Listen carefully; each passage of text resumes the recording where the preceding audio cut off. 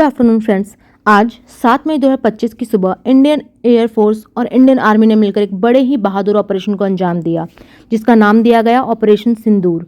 यह ऑपरेशन हाल ही में पहलगाम में हुए टेररिस्ट अटैक की रिएक्शन थी, जिसमें कई बेगुनाह लोगों की जान चली गई थी। इस हमले ने देश को गहरे सदमे में डाल दिया था और सरकार ने साफ कर दिया था कि इसका मुंह तोड़ जवाब दिया जाएगा। इसी संकल्प के साथ इंडियन सिक्योरिटी फोर्सेज ने सीमा पर छिपे बैठे आतंकवादियों के ठिकानों पर एक डिसाइसिव हमला बोला, जिसका मकसद न सिर्फ पिछली ट्रेजेडी का बदला लेना था, बल्कि फ्यूचर में ऐसे हमलों को भी रोकना था। फॉरेन सेक्रेटरी विक्रम मिस्री ने आज एक प्रेस कॉन्फ्रेंस में कहा कि हमारी इंटेलिजेंस एजेंसीज को लगातार टेररिस्ट एक्टिविटीज की जानकारी मिल रही थी और ये फील किया गया कि इन हमलों को रोकना और इनसे निपटना बहुत ज़रूरी है। इसी के चलते ऑपरेशन सिंदूर को लॉन्च किया गया। कॉलोनल सोफिया कुरैशी ने बताया कि इन ठिकानों को इंटेलिजेंस इनपुट के बेसिस पर चुना गया था।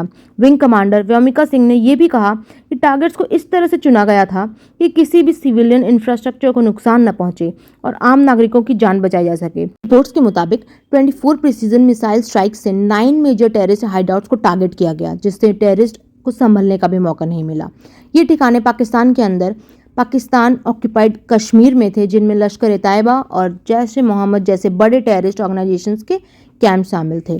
इस ऑपरेशन में जिन 9 टेररिस्ट के हाइडआउट्स को टारगेट किया गया वो है, पहला बहावलपुर। ये जैश ए मोहम्मद का एक इम्पॉर्टेंट हेडक्वार्टर्स था, जो इंटरनेशनल बॉर्डर से करीब 100 किलोमीटर अंदर पाकिस्तान में लोकेटेड है। दूसरा मुरिड के, जहां लश्कर ए तैयबा का एक बड़ा ट्रेनिंग कैंप था, जो सांबा सेक्टर के सामने बॉर्डर से लगभग 30 किलोमीटर की दूरी पर है।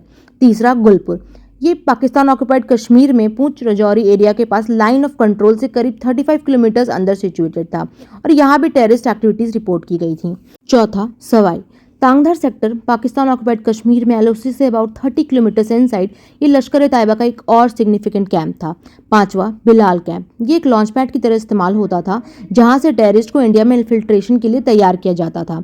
सिक्स्थ कोटली कैंप, पीओके के राजौरी सेक्टर के सामने एलओसी से लगभग 15 किलोमीटर अंदर, ये लश्कर ए तैयबा का एक और मेजर कैंप था। सातवां बरनाला कैंप, ये भी पाकिस्तान ऑक्यूपाइड कश्मीर में राजौरी सेक्टर के सामने एलओसी से करीब 10 किलोमीटर की दूरी पर लोकेटेड था। आठवां सरजाल कैंप, ये सियालकोट सेक्टर के पास इंटरनेशनल बॉर्डर से लगभग 8 किलोमीटर अंदर जैश ए मोहम्मद का कैंप था।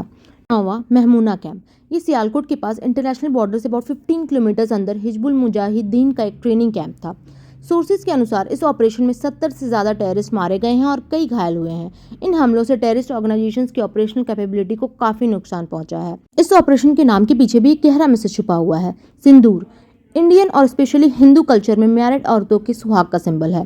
पहलगाम के हमले में जिस तरह बेगुनाह मर्दों को उनका धन पूछकर टारगेट किया गया और औरतों को छोड़ दिया गया, उसे देखते हुए इस ऑपरेशन का नाम सिंदूर रखना शायद ये दिखाता है कि इंडिया अपने इज्जत और अपने सिटीजन्स की रक्षा के लिए कितना डिटरमाइंड है और जिन्होंने अपनों को खोया है उनके आंसू बेकार नहीं जाएंगे।